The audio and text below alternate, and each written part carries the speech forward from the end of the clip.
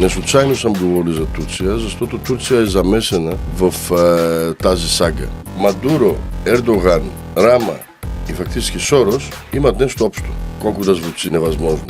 Осветлява връзките на Венецуела, подземните отношения, с политически отношения на американските висши чиновници. Мадуро може да разкрие някакви такива отношения.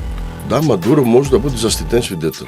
И шоколадите на Мадуро отиват в Турция, се разработват и влизат през български канали или така нататък. Разбира се, това не се говори.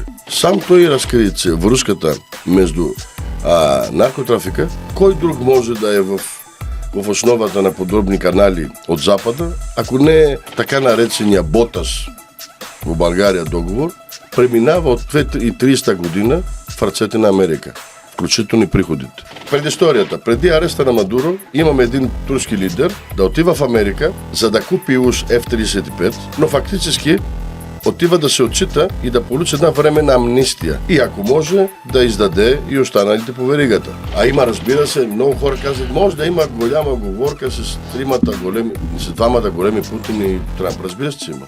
И оговорката е следната и много е проста. Защо Гренландия? Не само за ресурсите на Гренландия. Защото Трамп и Путин, разбира се,